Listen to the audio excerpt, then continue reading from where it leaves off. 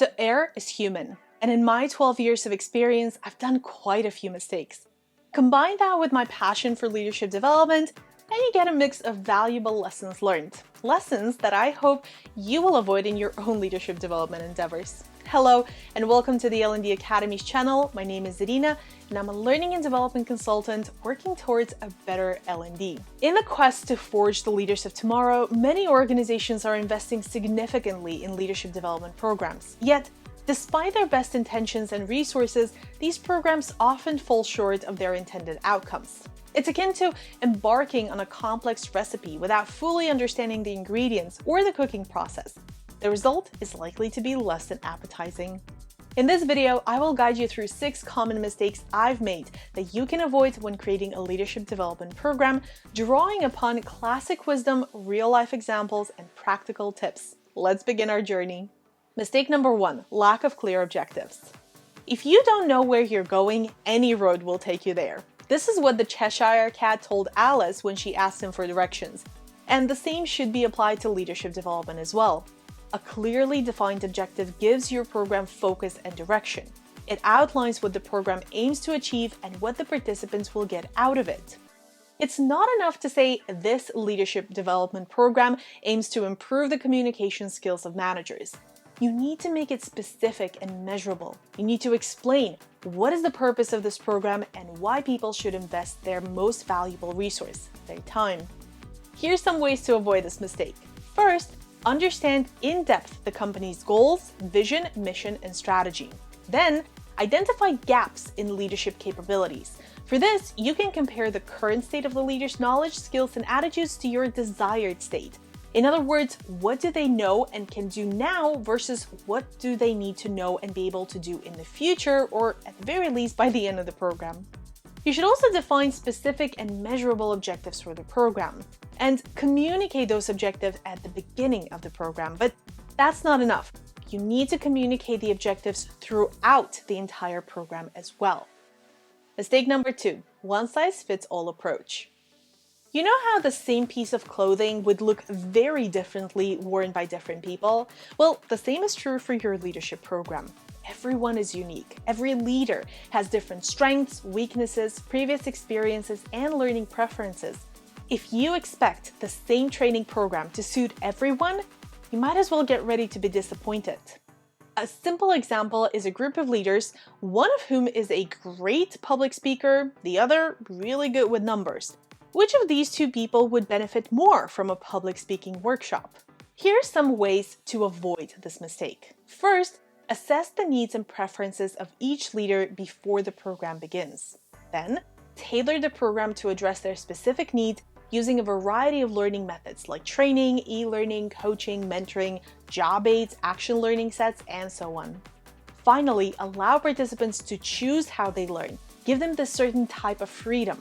It can come in the form of presenting the same content in the variety of methods like video, audio, job aids, and so on, and the participants select which ones they want to get involved with. Mistake number 3, excluding upper management and senior leaders. Every time I run a leadership program, there will be at least one person who approaches me, either publicly or privately, and says something along the lines of, "My manager doesn't do that, and it'd be weird if I did it." This completely breaks my heart. One very important aspect of our learning process is seeing the behaviors we should emulate in those we trust and look up to, and that is our own manager. And when this role model is missing, there's danger of disconnection and confusion. Not to mention the huge risk of them undermining their own growth and development. Another important benefit of involving senior leaders is that it sends an important message to all participants. Your development is important to us, and we are here to support you. Having said that, I feel like I need to also mention that just saying this out loud isn't enough. Actions are needed just as much, if not more. Upper management needs to be truly involved in the program, be a role model, so to speak, and genuinely support the growing leaders. Here's some ways to avoid this mistake. First, include senior managers in planning and execution of the program. You can also encourage them to participate in the program in various roles such as guest speakers, mentors, or participants in role-playing exercises. Finally, use their experiences and insights to enrich the program by weaving their stories into the content. Mistake number 4, overlooking the importance of peer learning.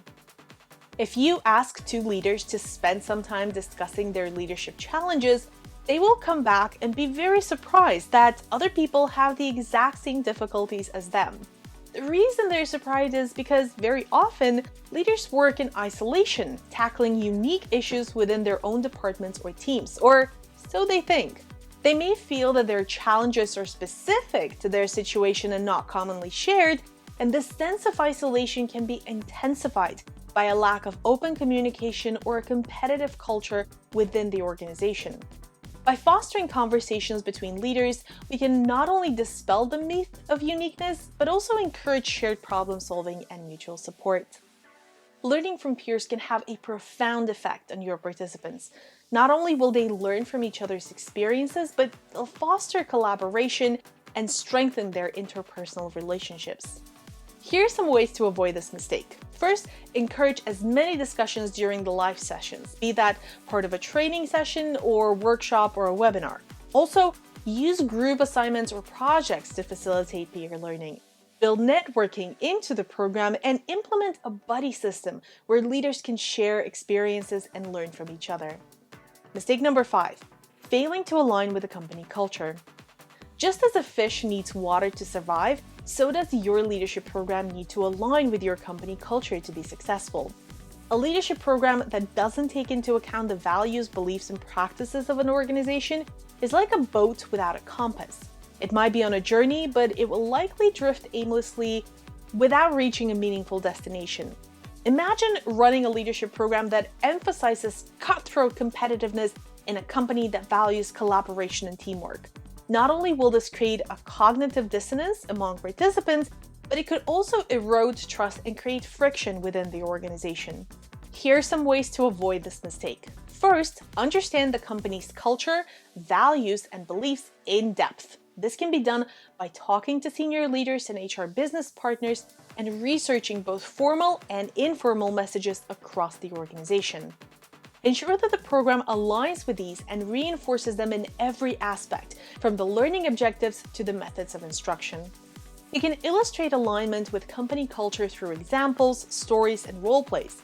You'd also need to regularly review and adjust the program as necessary to ensure it continues to fit with the company culture as it evolves. Finally, make it a habit to solicit feedback from participants and other stakeholders to ensure the program is resonating and driving the right behaviors. Mistake number 6, not providing ongoing support. There is an old saying that Rome wasn't built in a day, and neither are great leaders.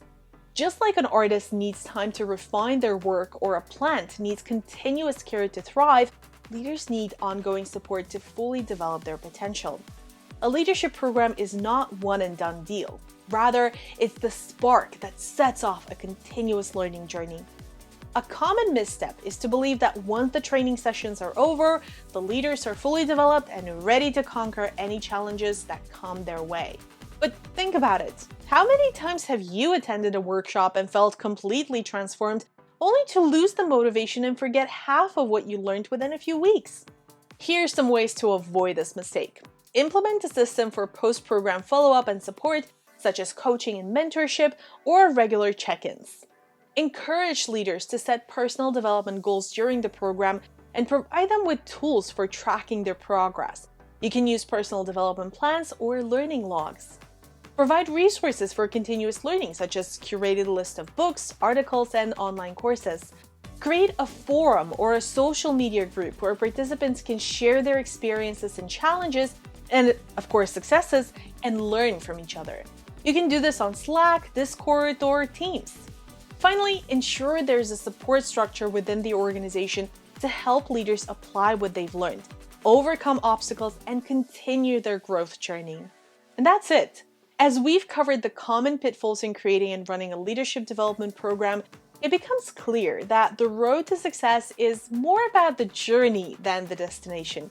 It's about understanding your company's unique needs and cultures, ensuring that your objectives are clear and measurable, personalizing the learning experience, involving senior leadership, promoting peer learning, and providing ongoing support.